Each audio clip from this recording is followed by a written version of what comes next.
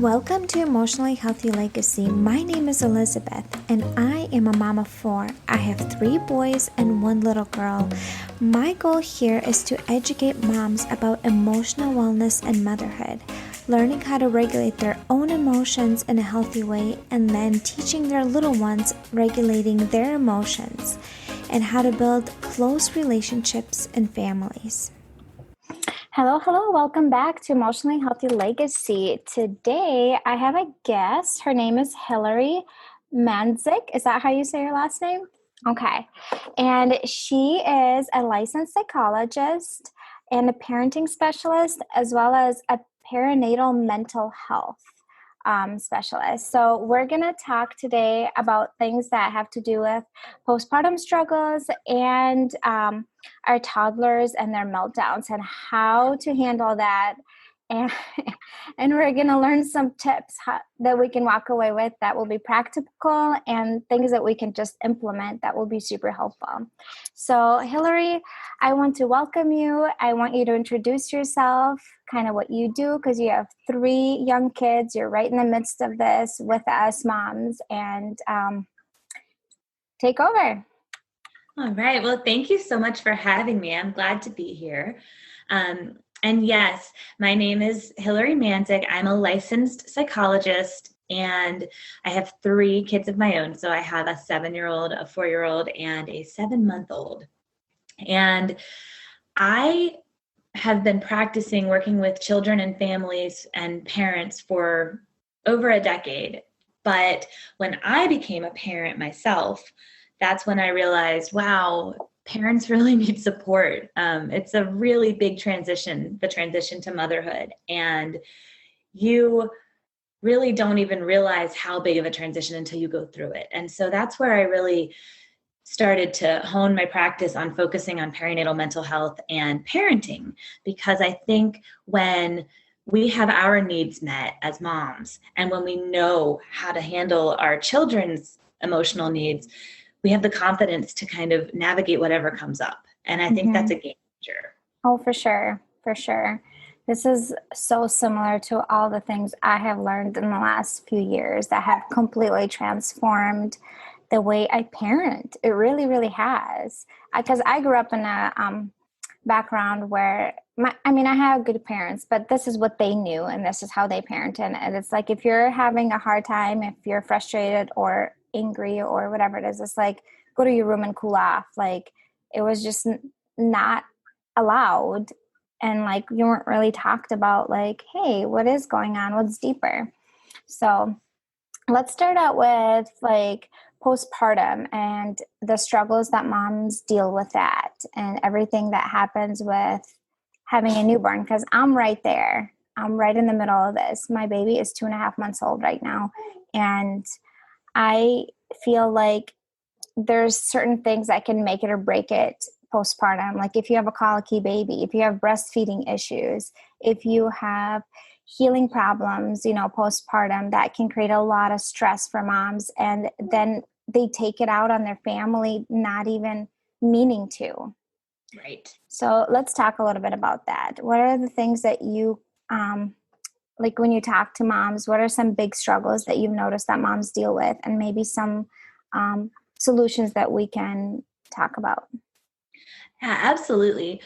So I just want to start out by saying that even when everything goes really well, postpartum can be a really stressful time, especially with your first baby, but even with subsequent babies. I actually just went through the newborn phase again for the 3rd time, and I was readmitted to the hospital with postpartum preeclampsia, and then we had a tongue tie, which all of my kids have had, but hers had to get revised 2 times. And so we had tons of appointments, and I wasn't feeling depressed or even really anxious, honestly. It was just so much logistics and so much to manage. And I was a seasoned mom. So I think even when everything goes well, it can be stressful, and you've got to take care of yourself, which can be hard to do when you're up with a baby all night and you're not able to do some of the things you might normally rely on for self-care. So I will tell you in a minute the 5 things that I recommend that new moms build into their day These things are research-based, and they tend to help with any mood struggles or just stress and overwhelm in the postpartum period.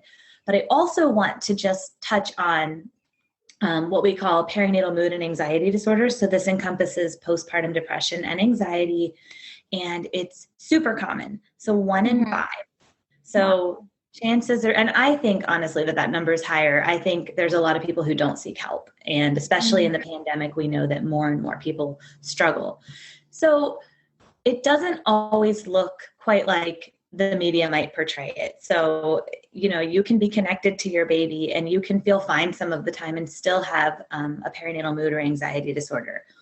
Some of the things that can contribute are if you were anxious or stressed during pregnancy, if you had a traumatic birth, and this doesn't have to be some people think of trauma as like this big major event. But I think what we have to remember is that when we're in labor, we are vulnerable to trauma because our brains are in an altered state already. And the other piece is that if our birth doesn't go the way we hope it will, or providers don't communicate with us and we don't know what's happening, then we're very vulnerable to trauma. And so just talking with a licensed therapist can be so helpful, and someone trained in perinatal mental health, because one of the things that I see come up all the time is something called intrusive thoughts.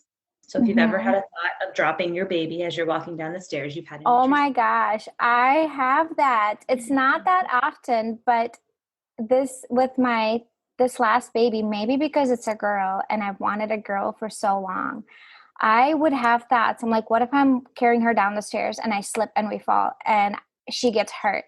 Or what if I'm, walking by the garage door, one of the kids just runs in and like hits her head, with the garage door. And so I'm like always so overprotective.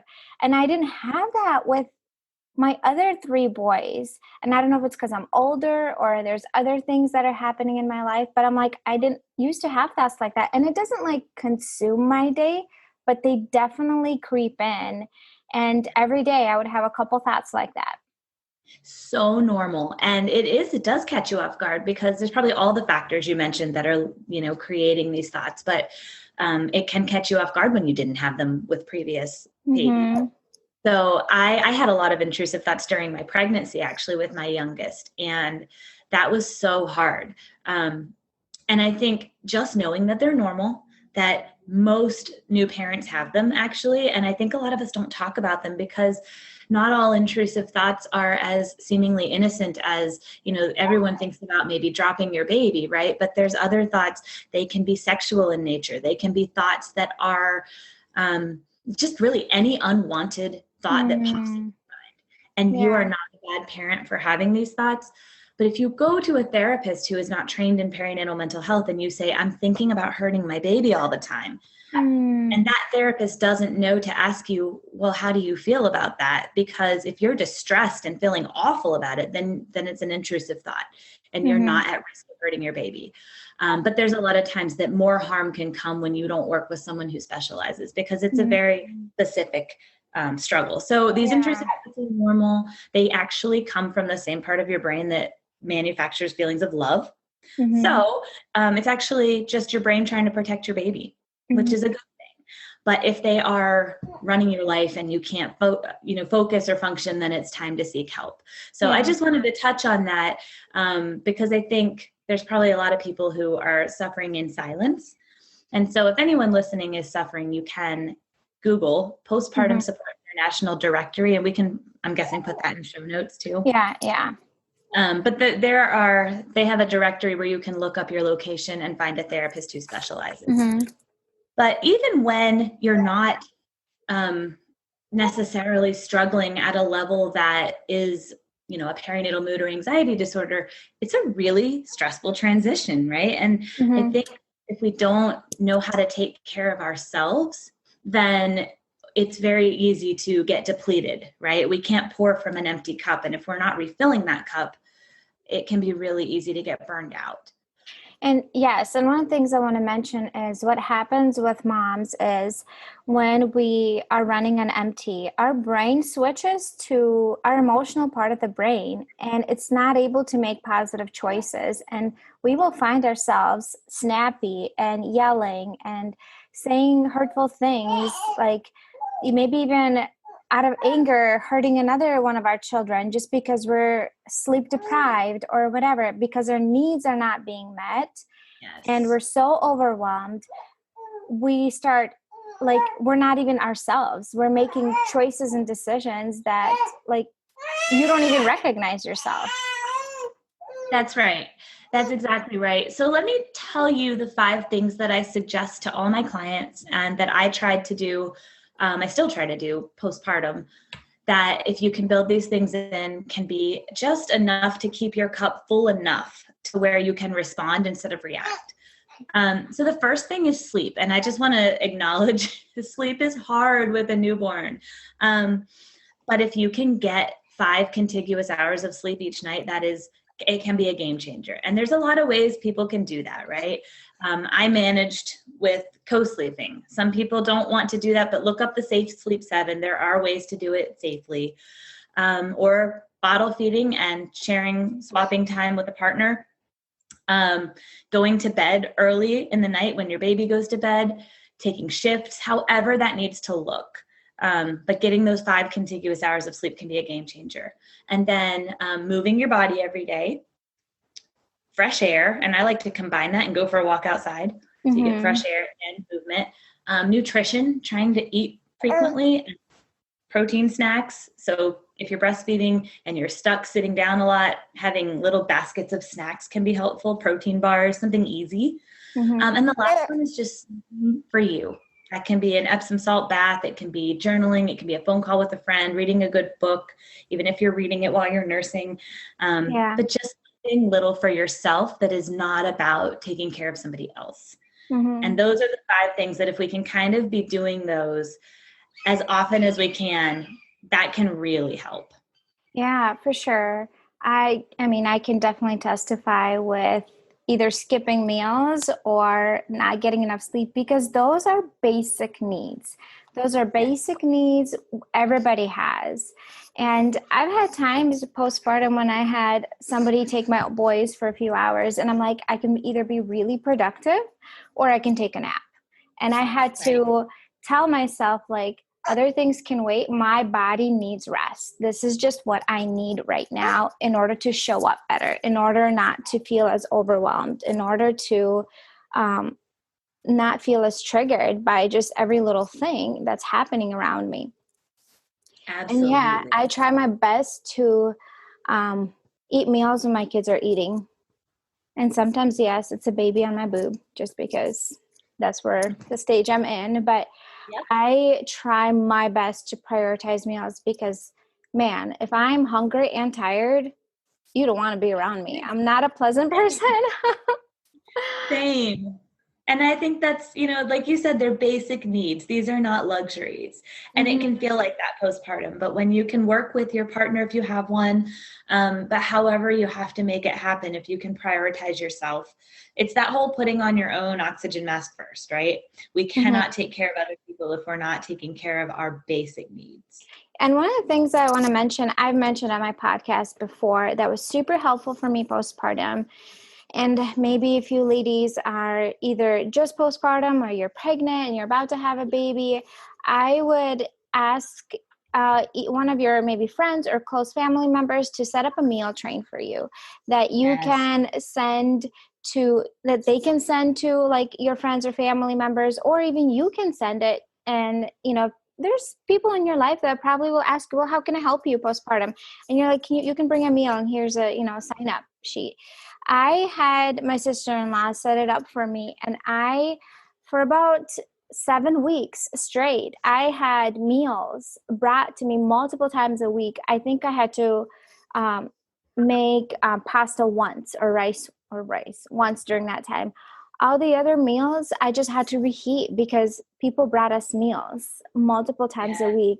And honestly, for me, I don't like cooking and it's stressful to begin with. I don't enjoy it. And so having meals brought to my home, and most people just left it at the door and they left. And so, that was like the most helpful thing anybody could do for me postpartum, like legit, or take my kids. but I feel like for a little bit, for a couple hours. But for me, meals were even more helpful because that's such a stressor. It's an everyday stressor for moms often. And Yeah. having that taken off your plate is huge. Absolutely. I felt that so much with this most recent baby that I had, especially because I said I was rehospitalized for a while and then had to come home and was still recovering. And we had our two older kids. And at that point, we were still doing virtual first grade. So everyone Mm, was home all the time with no childcare. So just having those meals dropped off on the porch was a game changer. oh my gosh, I so helpful. completely agree. Baby showers. If you're ever organizing baby shower for somebody, organize a meal train. That is the most loving thing you can do for sure. Speaking of that, on Sunday is my sister-in-law's baby shower, and that's my assignment is organize a meal train. Yeah. And I told her, I'm like, this is like the most helpful thing anybody can do, especially when, I mean, even with the first baby, but even I think it's even more helpful when you have other children to Yes, like manage. And because, for sure. yes, so That's great. Yeah, I think that's a great to point out how can other people support new moms. And I think the meals and taking the kids, if you come over, start doing some chores. I think we're talking more, which is awesome as a society, about not just coming over and wanting to hold the baby, but really looking yes, at mom, yeah. how can I take care of you too? And one of the things that I love to do when I go to a baby shower, I do not give gifts for the baby. I give gifts for mom. That's Yeah. just the thing I do. I do postpartum, spray. I do like nipple cream. I do like postpartum, bath, the one that, with herbs and stuff that helps with healing, just all these things that moms need postpartum. Like, that's just the thing I like to do. Like, for the last several years, that's what I do when I go to a baby shower. I'm like, I love everybody focuses on the baby. Like, nobody focuses on the mom and that. all the Right. things that she has to deal with postpartum. I love that. That's so great. If you're a mom that struggles with handling her challenging emotions in a healthy way, listen up. I got a tool for you. If you go in the show notes of this podcast, you will see a link where you can sign up for a 5-day free mini course.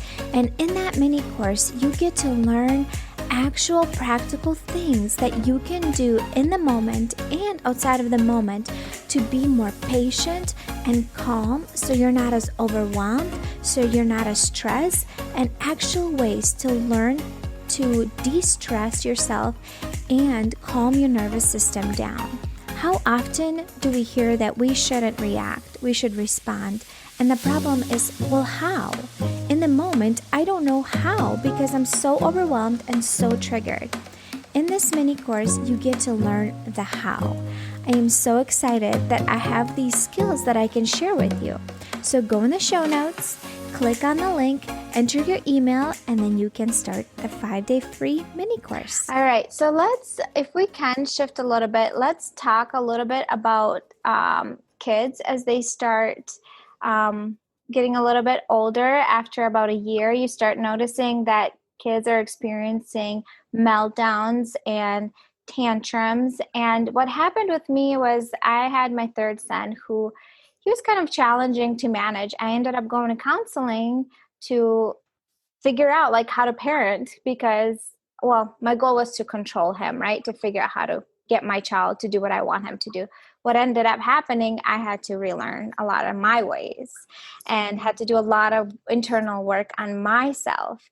But I learned so much about emotions and like why the child is even melting down. And part of the reason is the emotions get so big and they don't know how to manage them and they don't know how to express them. And we somehow just think that kids should be able to communicate maturely and be like, hey, mom, I feel really frustrated that you said no to a candy bar. And I'm really sad and angry. Like, they don't do that. Right. Nor did we teach them. So let's talk a little bit about why kids melt down and how to even handle that. Yeah. Well, first of all, you said something in the beginning that I think was really on point, and that is that so many of us in our generation were not parented in a way that honored our emotions. And that wasn't because our parents didn't care or because they didn't love us. It was, it's a whole you know better, you do better kind of thing. Mm-hmm. And it wasn't something in the 80s and 90s that was talked about, that we were the generation of get up, you're okay, brush it off, you're fine, Yep. don't. Yep. And I think so now here we are trying to parent differently. We've maybe realized that we want to parent in a different way than how we were raised. You said the whole go to your room and cool off, sending kids away when they're struggling. We want to do it differently, but it can be really challenging. Why is that?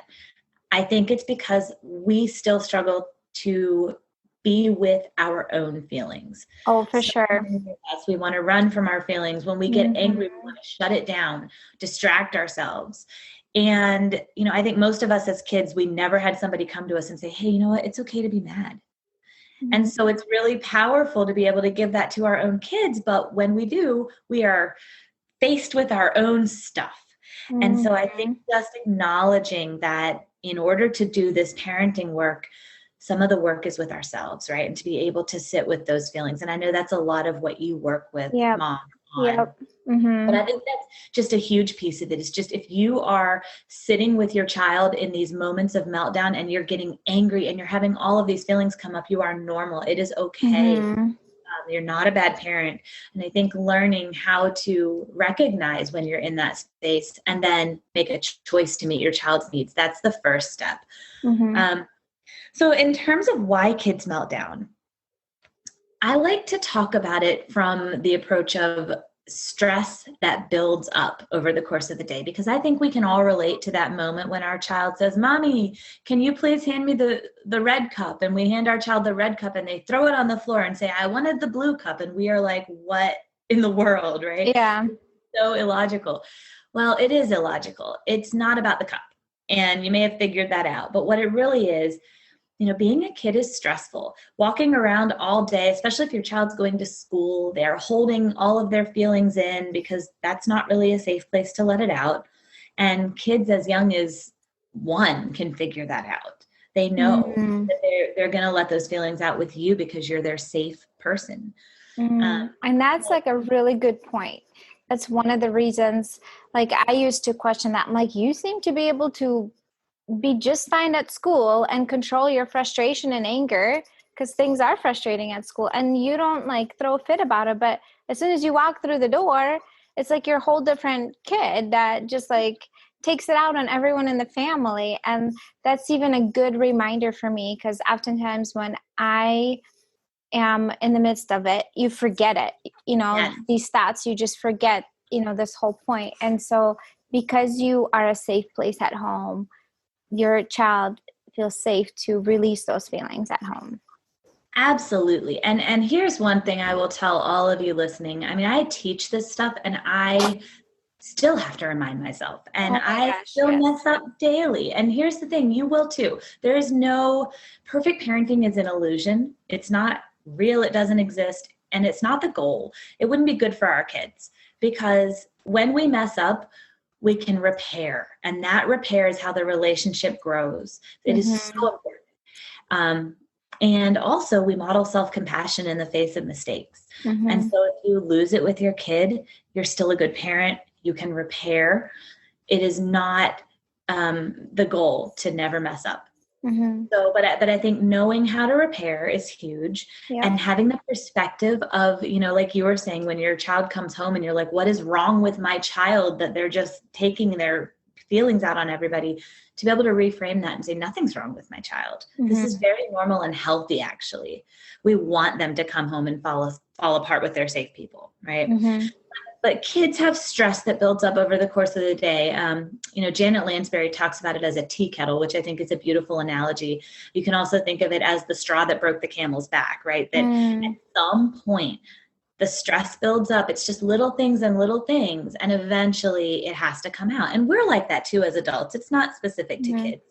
But so the red cup, right? That's just the excuse to fall apart. the limit you set, the very reasonable, I'm not going to let you have 10 chocolate chip cookies limit that you set it's an excuse for them to fall apart and let it out.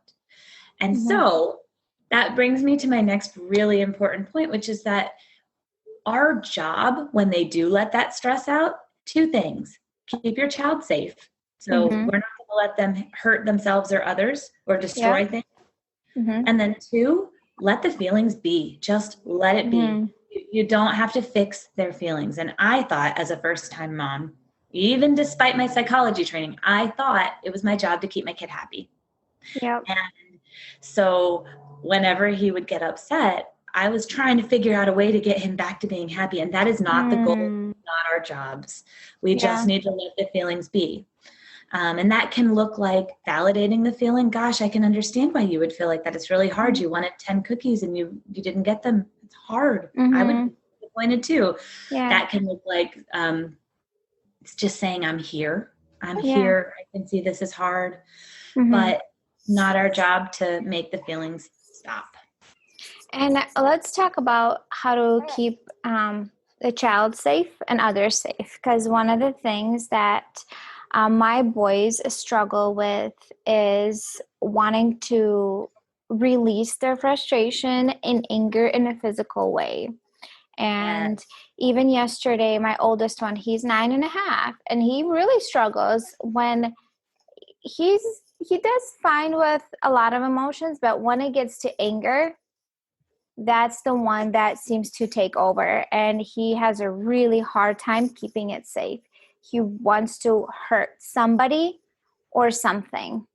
And he was upset because I set a limit yesterday, and to him it's unfair. It shifted him to probably even survival part of the brain, and he started to throw shoes in the hallway, and I had to stop him and I say, Ethan, that's not safe. You're allowed to be upset. I understand you're really angry because mom said no, and you're allowed to feel angry, and we cannot throw shoes around. That's just not safe. If you want to, you can stomp the floor. He's like, I don't want to. I'm like, okay, then you can just sit here and we're just going to wait for this to pass. But I am still learning to be with my child in their anger. I can be with sadness. I can deal all the other emotions, but when it comes to anger, boy, it's still a big trigger for me, because when they're angry, they don't listen and the disrespect comes out, and such a huge trigger, because I grew up when it's like, well, you have to respect your parents and you have to do what they said, and if you didn't, you get spanked. And so it's such a huge trigger for me. And there are still times where I do have to, as much as I know that it's not the best, I do have to send my son to his room, just because I am not able to stay regulated and I'm getting sucked into that anger, and I start feeling that it's going to be unsafe for me. I want to hurt him. I want to physically hurt him because of how much anger, his anger is triggering my anger. And so I do have to still at times, if I was already kind of emotional and frustrated to begin with, and then he had an anger meltdown, I would have to send him to his room and say, you need to stay in here. We both need to cool off. It's just getting not safe. And I use terms like not safe because I think that's an easy term for kids to understand. So they're like, but I'm learning more and more with practice, and our kids give us lots of practice moments, right? To be more comfortable with being with them in those big feelings. Because if we start being able to stay around them and stay more calm, they can kind of co-regulate. Let's talk a little bit about the co-regulation and how we can let our kids borrow some of that calm energy. I love how you have such a beautiful ability to reflect on these moments. And for anyone listening, that reflection right there, that process of this is how I feel and this is how I react and this is what I've done that's worked and this is what I want to do differently. That is what the research tells us actually leads to really secure attachment relationships and the ability to do things differently than our parents did, is that reflection. When you think actively about your parenting and you talk about it, ask yourself questions. I actually have a video that I did for my Instagram on anger and why it is so triggering for our kids. So for anyone listening, and I know you know, but it's the.parenting.psychologist. So you can look for that video. But it talks about why anger specifically is such a hard one for us to be with. And it goes back to, like you said, you were spanked if you were disrespectful, right? So when we showed anger as kids, we were sent to our rooms. We were told to stop acting like that. We were told that we were bad, right? And so I think especially as women, we are not socialized to be angry. We have been taught to push that down and to please other people. And so I think it can be really hard, even on an unconscious level, when we see our kids getting to express that. And it can be uncomfortable, and we don't know how to deal with our own anger in large part, right? And so when our anger starts to come up, then it can be really threatening and we go into fight or flight, right? So then we can start to feel those feelings of wanting to hurt our kids. And you are not alone in that. And I have been there too. You are still a good parent when you feel those feelings, and being able to not act on it is really the key there, right? And so you feel it, that's normal. I'm a big proponent of time out for parents, not for kids. Yes, that's So one of the things that I teach for moms. I'm like, take a break. Like when you start feeling these big emotions that are coming up and you want to yell, when you want to hurt your child, you have to walk away, because you will say or do something hurtful. Like as much as the moment allows, if everyone is safe, you got to walk away. Like you have to. Otherwise, you're just hurting the relationship by doing hurtful things. And absolutely.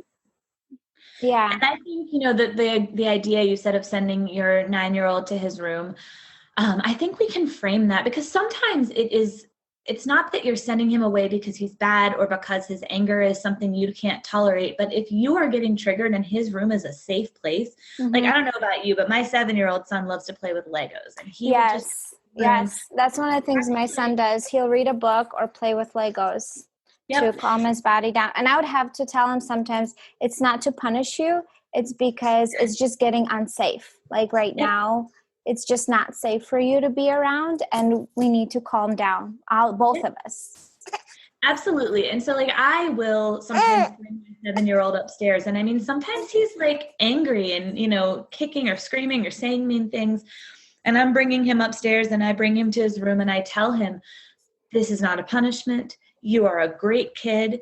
You're allowed to be angry. And I know sometimes that Legos help you calm down. So I'm bringing you up here, and I'm happy to stay. If I'm regulated, I will tell him I am happy to stay. Sometimes he can tell me, no, I want space. And sometimes he doesn't say it quite so nicely. And I will then model for him, I hear you asking for space, even though you don't have those words right now. If I am not regulated, then I might bring him to his room, and I will say, I am going to take a break so that I can calm my body down. And that is always a good thing to do if you are not regulated enough to be there with that anger. In terms of keeping kids safe, I love what you did.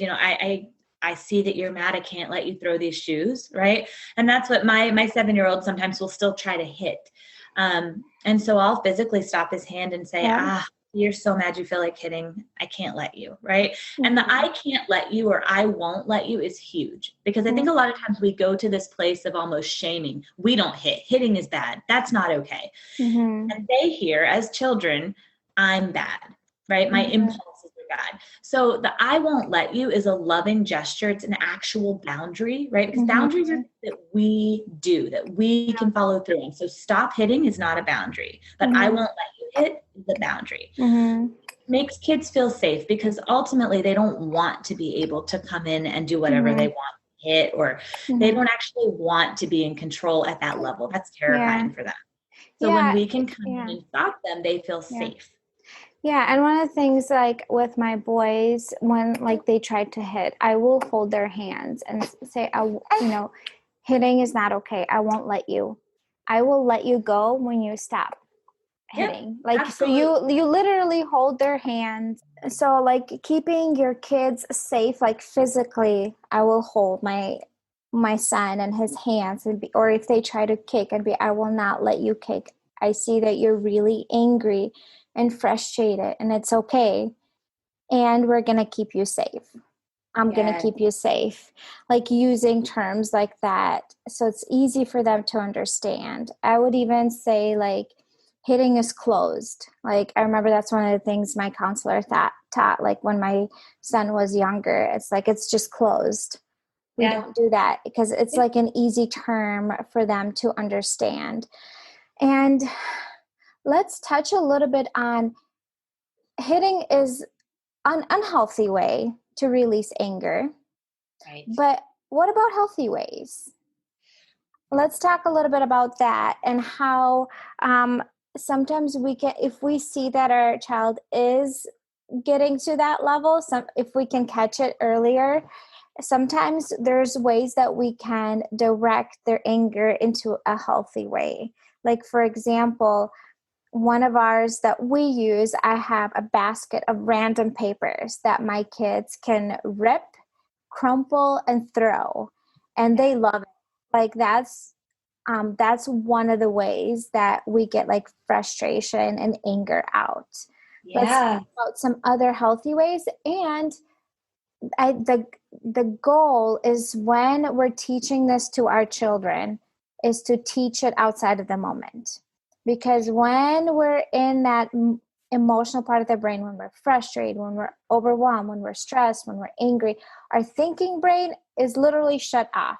So there's nothing you don't teach your child in ABCs when they're having a meltdown. So teaching them how to handle anger is in that moment is not helpful. Right. So we're going to teach them how to handle anger in a healthy way, but outside of the moment. I've noticed that a lot of moms have a hard time investing in themselves. They think, oh, I'll just figure this out on my own. I'll get it eventually. I just need to try harder. But has it worked? Has it really, really worked for you? I know that I personally had to go through a season in my life where I had to invest a lot financially to become a better version of myself. I was really struggling. I was in a dark place, and I needed somebody to hold my hand and tell me what the next step was. I did not want to be the mom that is angry, that is overwhelmed, that is irritated, that is frustrated, that is snappy at my kids. That's not the kind of mom I wanted my kids to remember. So I ended up going to counseling and investing into myself. I learned so much through that. And now I am so passionate in helping moms to become better versions of themselves. Oftentimes, we just don't know where to start. None of us were really taught how to regulate our own emotions under stress. Most of us have no idea how to do that, and our parents never did it. Nobody taught us. And sometimes we really just need someone to hold our hand and tell us what to do. I'm here for you, Mama. In the show notes, you can sign up for my monthly membership, where you get to learn how to become a more patient mom. You get to learn how to regulate your own challenging emotions. We get to do things proactively, where we support ourselves so we are more patient to begin with. Also, I offer now one-on-one coaching for moms that really need the one-on-one, who are really, really struggling, who don't want to talk about their problem in a group setting, but they really need that support. They need to figure out why they're stressed out to begin with, how to cut their stress out of their lives, how to manage their stress, how to regulate their own emotions in a way that works for them. I just want to let you know I got you, Mama. So check out in the show notes. You can email me directly for the membership, or you can email me directly at hello@emotionallyhealthylegacy.com. Right. So, one thing I want to start with, you mentioned co-regulation a minute ago, and I think just going back to that, the first thing, the first thing that I think we need to focus on here is that the most powerful thing we can do to help our kids learn to deal with anger in healthy ways, it's kind of counterintuitive, but it is actually to tolerate their anger. And so when you've got a toddler who is hitting and angry, the most powerful thing you can provide is co-regulation and helping your child feel seen in that angry moment. So you are going to stop that hit. You're going to physically just gently stop, and you're going to be calm, and you're going to say, oh, I see you're so mad you felt like hitting.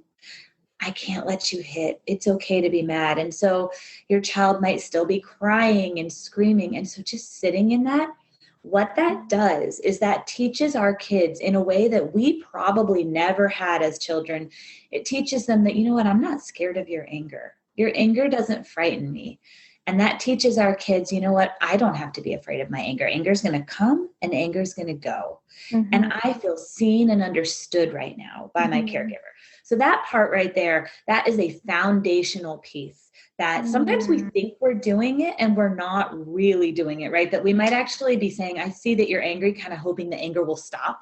So we have to really validate these feelings without agenda, as long as it takes. And sometimes you have to be somewhere. So you might have to buckle your angry child into the car seat, but you can keep co-regulating even through that process.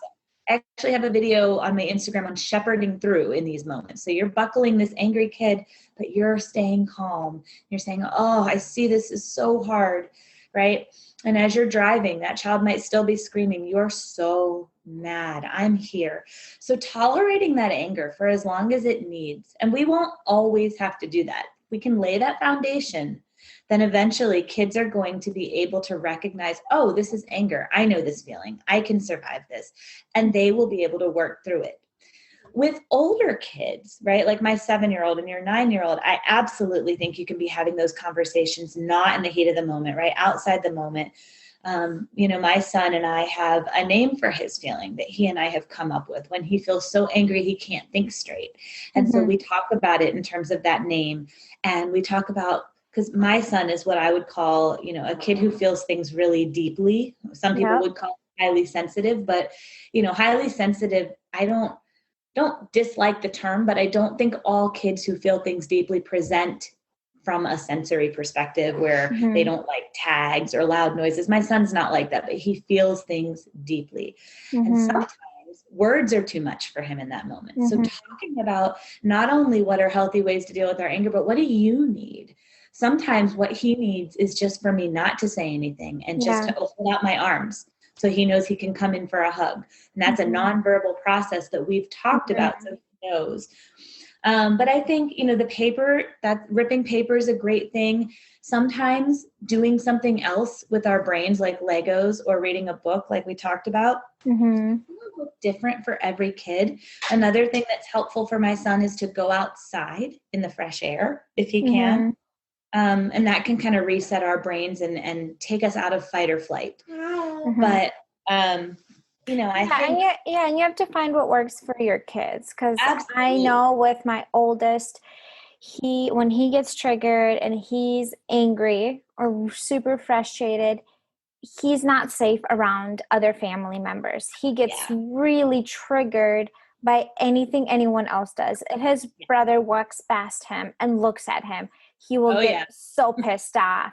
And so he will physically try to attack his brother. So I have learned that for him, the safest, like if I send him outside and like there's other kids, he might, like that anger might still get a hold of him. And so for him, I have found that the safest place is for him to go to his room, and he has safe activities like Legos or reading a book, things that he does that calm his body down. And when I'm ready, when I'm kind of de-escalated, I'll go in there and we'll have a conversation or just be with him in that anger. Right now with a newborn, I feel like there isn't as much availability for me to be able to go and be with him in that anger. But when there are moments like that, I try to make intentional to show him that I'm here with you. And if you think about yourself, when you're overwhelmed, when you're having a hard day and you're so frustrated, oftentimes, like especially as women, if there's another adult next to us who is calm and just regulated, it is so helpful. It is so helpful. It's like that energy just passes to us. If that person continues to stay calm, and it just like we almost like borrow some of that energy. But if that other person get escalated and we're escalated, then it just like keeps getting escalated even more. Yes, absolutely. And I think, for people who are trying to figure out how this plays out between two people, picture with your partner, right? Mm-hmm. And think about when you're angry. And let's just say you're having one of those days where something sets you off and it might be the most irrational thing. And then you're just angry. And then this, right? We don't want our partners to get mad at us for that or say, well, that's no big deal. Mm-hmm. What do we want? We want our partner to say, oh, I hear you. That's really hard. And I'm here. And we want our partner to stay calm. Yeah. And be like, I see you're having a really hard time. Yeah. How can I help you? Exactly. How can I help you? At least sometimes kids don't know, but like as adults, as women, oftentimes you're like, okay, you can do this and this to help me. You can do all these things. Take it off my to-do list. Yeah. But with kids, sometimes they don't know how you can help them, but just like being with them. And like before we close, let's touch a little bit on, we talked about us staying calm. Yes. And us staying regulated. And that is such a huge part. And being with our children with them in those hard and big feelings. But oftentimes it is the hardest thing to do, to stay calm. Yes. So let's touch on a couple of things like how do we actually stay calm? One of the things we mentioned in the very beginning is meeting some of our basic needs, because if we are hungry and tired, our brain does tend to be triggered way more quickly and shifting to the emotional part of the brain because it's focused on our needs and it's not able to focus on our children's needs. Correct? Right. And so that's like meeting some of our basic needs. And the biggest thing that you can probably testify to that is what we're saying to ourselves in the moment. Yep. Because if we're telling my child is like pissing me off, they are like, they're giving me a really hard time right now, your brain is going to shift to emotional part of the brain and you're going to react. 100%. So what do we tell ourselves instead? What do we do to stay calm? Yeah, that's a great question. And I find that one of the things, so mantras are great. Mm-hmm. Becoming aware of your inner monologue is really huge, right? So a lot of times we go to this place of what's wrong with my kid? Mm-hmm. What's wrong with my kid? What's wrong with what's wrong with me as a parent? If I was a better parent, I would be able to do X, Y, and Z. I always tell people, if you are in that place of blame, what's wrong with me? What's wrong with my kid? Pause, because that is always, always, always a negative narrative getting in the way. It's never the truth, right? And so when you hear that, you can talk back to it with a mantra of, I'm a good kid. I mean, I'm a good parent with a good kid who is struggling right now. And I think the right now piece is key, because this is not forever. This is not a capital P problem. This is right now. I'm a good parent with a good kid who is struggling right now. And that brings us back to the focus on what can I be doing for my kid right now, right? That takes us back to a place of how can I help? Because the solution in those moments is in the relationship. But if we are not ready to show up in that relationship because we've got our own stuff going on, then we can't effectively help. So that mantra is great. Just the perspective that my kid's normal. This is okay. This happens. Every parent goes through this, because we can get down to that place of, well, what about in 5 years from now? What does this behavior mean? And I always tell parents, stop and focus on right now. All you have to deal with is right now. Yeah. Yeah. And one of the things that I want to mention is, I've read this in books and I've heard this in other podcasts. We as humans will do our best if we can. Like if you think about yourself, like if you're doing well internally, you're going to do well externally, behavior-wise. The way you talk, the way you are around others. If you're internally struggling, if you're having a hard time, it's going to come out in your behavior. If you had a conflict with your spouse, you're going to notice that you are in more reactive mode with your children. And it's not because you want to be, and it's not because you want to yell at your kids or raise your voice. It's because you're having a hard time right now. Like you said, it's not because you're a bad parent. It's because you're struggling right now internally, and it's coming out in your behaviors. So addressing the internal is huge, like huge. Yes. If like one of the things I have to remind myself constantly with my kids, it's like there's a reason. I might not know what reason, like he was triggered or whatever it was, but there's always a reason why my child is either having a meltdown or not cooperating or whatever it is. There's an internal reason for that. Absolutely. And I tell the clients that I work with, and I try to do this for myself, take stock of where you're at. Your relationship with your partner, that is worth investing in, because like you said, if you're having a hard time there, you're going to have a hard time with your kids, at work, all those other things.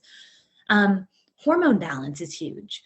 I actually work with a functional medicine provider myself, and I highly recommend that for women, because there's so many things in our modern world that can disrupt our hormones. And if our hormones aren't balanced, we're going to have a real hard time showing up the way we want to. So that's a whole, yes. I just talked to, I had a recording last week with another lady that, the podcast came out this week, the recording, but she's a hormone specialist for women. And one of the biggest things that disrupts our hormones in women is stress and not being able to manage our stress well, or just having so much going on in our lives that we're constantly just on high alert, on high guard, and tensed up. And that messes up with our hormones, that dysregulates us, and then it's coming out into our family and our children, the way we react with them. So taking care of us is like one of the best things you can do, and prioritizing your needs, not to the point where like, oh, your child's needs don't matter. It's like mine matter too. And we're going to prioritize our needs, so then we can show up for them. And then we can meet their needs. Then we can meet their emotional needs, because we are feeling good. 100%. And I think, one thing that I think we can do for our kids, because I have people ask me all the time, well, okay, I know I can repair. And I think we should touch quickly on just what a good repair with your kid looks like if you do lose it. But before we do that, I've had people ask me, okay, I get how to repair and I'm doing that work, but I'm losing it all the time. How do I help myself? So if that's the case, that's when we do want to look at these other things that can contribute. Do we have chronic stress? Do we have hormone imbalance? Do we have trauma? Right? And I think just addressing those things can be huge, but also talking to our kids about it. I think there's a lot of people who say kids aren't old enough to understand, or we should just keep our emotions to ourselves. I'm a big fan of including kids in the process, because here's the thing. If you're stressed because you're arguing with your spouse behind closed doors, or because work is hard, or because you're dealing with a medical issue, your kids will pick up on it, whether or not you talk about it. And if you don't talk about it and they're picking up on stress they can't name and understand, that is way harder for them than if you just say to them, you know what, I'm having a hard time at work. I have a lot on my plate, and you might be able to relate because you have a lot of schoolwork, right? You can put it in their terms. And for younger kids, I just have so much work to do. Oh my goodness. I am so sorry that I am yelling at you all the time. I am working on it. That is not your fault, right? But just naming it for them. Daddy and I have a lot of things we're talking about right now, and we're working through it, and we will get through it. But that's why I'm a little bit stressed, and I am so sorry for yelling. It is not your fault.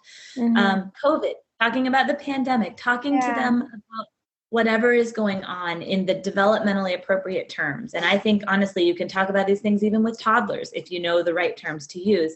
But not just leaving your kid in the dark when you're constantly struggling, if you're in a bad place. Yeah, one of the things I try to work on myself, and I have learned, especially with my older two, I would say mom's having a really hard time right now. I am overwhelmed. I have a lot going on, and I need to have a break. I need to, I'll say like, I need to walk away and I need to take a break. Or if I'm in the heat of the moment, things are overwhelming, and I will say, I feel really frustrated right now. I'm going to take some deep breaths to calm my body down because I don't want to yell.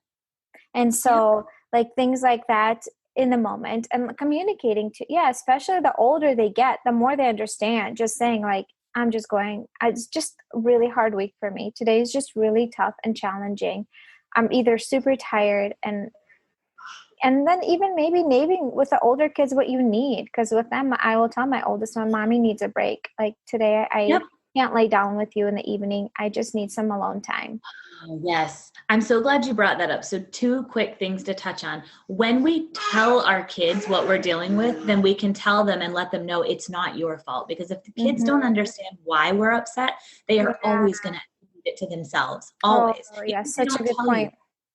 So we need to let them know, because we want them to know it's not their fault. And we need to be explicit in that. And then the second piece that you just brought up that is so important is one of the best things you can do if you're losing it all the time. And one of the most important aspects of self-care is to set boundaries. So setting more and sooner is huge, because I think a lot of us think that we need to just let our kid walk with us into the bathroom or say yes because we're fearing that meltdown. Sometimes saying, you know what, I can't lay down with you tonight. Last night, my son wanted to talk about school. He does this at the end of his night. He wants me to come in, and he said, Mommy, you can choose 5 minutes or 10 minutes. Well, what mom doesn't want to spend 10 minutes with their kid, right? But I had a long day. I saw a lot of therapy clients, and I just needed to decompress. And I said to him, I said, I love you so much, and I want to be with you, but I'm going to choose 5 minutes tonight because I need to then spend some time being with myself so I can show up as a great mom for you tomorrow. And he got that, So I think setting those boundaries, I can't lay down with you right now. I can't play with you right now. I'm sorry. I hear you asking. I know it's hard, and I can't. Right. Yeah. That is one of the most loving things we can do for ourselves as moms. Yeah. And communicating like why you can't, because you need some time for yourself. So your child doesn't think you're just neglecting them for, And you're modeling self-care. You're modeling showing up for yourselves, which is, I mean, I think a lot of us in our generation, I know from my mom, she didn't exercise or have friends. She was like 100% a mom and a working person when I was growing up. And now she's like, I don't know how I did that. She does all the self-care. But I think that was at a time where we didn't know that you had to prioritize that to be able to show up for other people. We know that now. So we have to model that so that our kids then can grow up and say, I've got to put myself first so that I can care for others. Not self-care is not self. Perfect. Yeah. Yes. Next week on my podcast, we'll have an episode on self-care. I talked with another mom why prioritizing self-care is so good, because it's like overflowing to the rest of the family in a positive way. And we kind of went off of like repairing, like how to repair. How do you apologize to your kids that you lost it and not blaming them? Because that is one of the things, like I want to mention, in the heat of the moment, when you lose it, your brain is an emotional part of the brain, and that part of the brain can only see your perspective, and you can only see why your child, like your brain will see like, well, he made me scream, well, he did it, well, it's his fault, that's why I lost it. And in the heat of the moment, your brain cannot see the other person's perspective or how it's wrong. You can only see your perspective and how you are right. And so when you de-escalate, when you calm down, you're able to kind of analyze a little bit what happened. And then you're able to take ownership and then apologize. I have a really hard time apologizing in the heat of the moment because I feel like it's not sincere and I don't mean it. And I don't make my kids apologize anymore. Because they don't see what they did was wrong or hurtful. And so how do we apologize? Give us maybe like a phrase or two. How do we take ownership of what happened without blaming it that it's our kid's fault? Right. Okay. So that is such a great point that I don't actually recommend that parents apologize in the heat of the moment for that exact reason, because here's how that's going to come out. I'm sorry I yelled, but you blah, blah, blah, blah, blah. Yep. And that is not an apology. So what you want to do is make sure that you are cooled down. Give yourself a moment. Most of us can feel, and if you can't, spend some time seeing if you can feel that shift in your brain. And I don't know, sometimes it's when you've gone off to do something else, right? But your brain will shift. Sorry, y'all are hearing my 7-month-old singing. Your brain will shift to a place of calmer, like you shift out of fight or flight, and you start to see things more reasonably. And when you can go to your child and say, I am so sorry I yelled, and not even mention their behavior, that's when you're ready to apologize. Yeah. You actually weaken the apology, and you don't teach your child, because modeling apologies is actually one of the most powerful ways we teach them to apologize. It's not by forcing it. It's by us modeling it. So you go to your child when you're calm and you say, I am so sorry I yelled. It is never your fault when I yell. Next time, I am going to do a better job handling my mad feelings. That's what I say to my kids, right? I want to make sure that they know that my yelling isn't because of their behavior. And what's beautiful about this is when I don't talk about their behavior, 9 times out of 10, I'll have a little voice come up behind me and say, Mommy, I'm really sorry that I wasn't listening. So they will apologize. Yeah. When I don't force it and when I just own my stuff. So yeah, we're about to wrap up here. That is really good. Oh my gosh, this episode is like fire. There's so many great things. This is just amazing. And parents will be able to walk away with so many practical tools and just mindset shifts. That's like the biggest thing is from a different lens, and then perspective. Different perspective, and it really affects how you feel about the situation, and then it affects if you're responding or reacting. Yes. So, huge. Mindset shift is huge. So tell us where our listeners can find you, and you mentioned about maybe 5 things that moms should do in their day. Like maybe we can include that in the show notes. Yeah. You have a link for that? I can create something for you to share in the show notes. Just to review those 5 things for anyone listening. We just want to try to get 5 consecutive hours of sleep. We want to move our bodies, get fresh air, good nutrition, including protein, and something for yourself that doesn't involve caring for somebody else. Those are our 5 things, and those will help carry you through that hard postpartum period where you are just giving to somebody else all day long. And yeah, people can find me on Instagram, the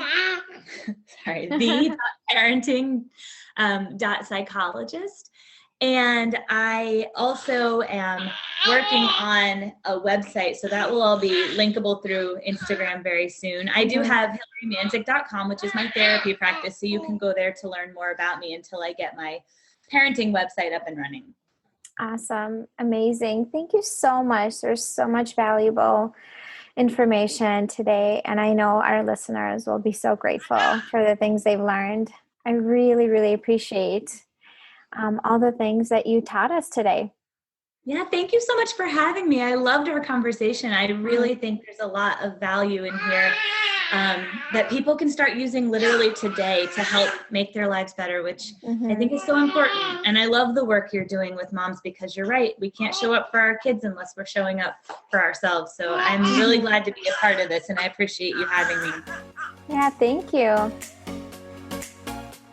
If you have been enjoying listening to the podcast, I would love for you to go on iTunes and leave a review and let me know what you think, because this is how other people find out about it.